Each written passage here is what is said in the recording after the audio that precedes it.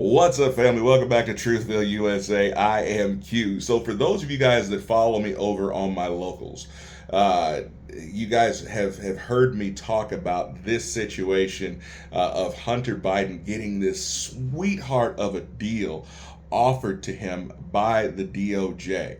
One that was going to keep him from actually seeing prison time for these terrible crimes that he's committed.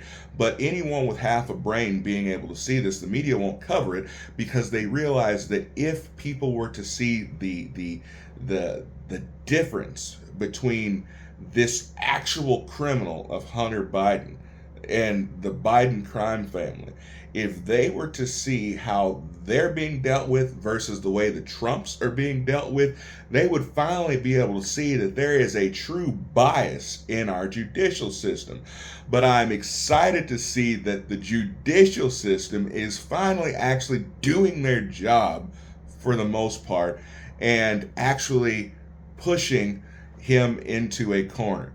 It is now said that he faces 42 years in prison if found guilty. Now, I know most of you guys are saying, well, he won't be found guilty, Q. Well, he had this sweetheart of a deal. Let me explain. So he was on the hook for not paying income tax for 2 years on $1.5 million in income.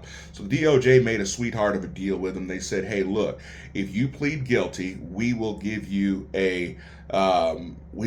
probation. You won't actually have to go to prison, but we'll include a diversion agreement, and that will make you immune to any future charges. And so, of course, he was like, I don't know. He hemmed and hawed about it, went to court, and the judge starts going through this. Now, they hid that diversion in there, saying that, you know what, you plead guilty to this thing, and we'll make everything else that you've done go away. Now, the biggest charge was actually a felony gun charge. Now, we see what the left is trying to do for people that are legally owning firearms. This guy illegally owned a firearm and then illegally disposed of it. And so he's actually being held to account for this. And they're saying, look, you got all these charges with drug charges, you've got racketeering charges, you've got only God knows once we go through this laptop what other charges. So we'll hide this in the agreement. What they weren't expecting was for the judge to actually be diligent, look at this agreement and say, whoa, whoa, whoa, whoa, what are you saying? So you're saying that if he pleads guilty to this one charge, that he is immune to prosecution in the future? No, absolutely not.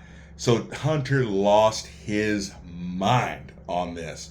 So much so that now he is crying victim. He is saying that the DOJ, his dad's DOJ, that the DOJ is selectively prosecuting him. Now, seriously? I mean, don't pee on my head and call it rain. You're telling me that your father, that his DOJ is targeting you. For what purpose? Please explain that to me. The only reason that this guy has not been locked under a prison is because of his dad being the president of the United States. The only reason that his dad won the presidency is because the story of, and understand, don't attack me. We all know why his dad won the presidency, okay? But the election interference of hiding this story and getting all of those intelligence officers to say, oh, this was Russian disinformation, knowing that it wasn't, that helped immensely. So this whole laptop story of Hunter Biden being buried under the rug had a huge play in Biden getting elected. Let's leave it at that. We don't have to talk about all the other shenanigans that went along with it.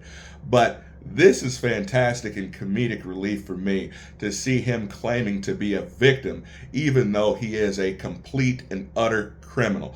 I would love to see this judge has just said, no, we're not honoring that agreement. You are absolutely going to stand trial for every last one of these cases. I absolutely love it. I'll keep you guys up to date. Be blessed. I'll see you next time.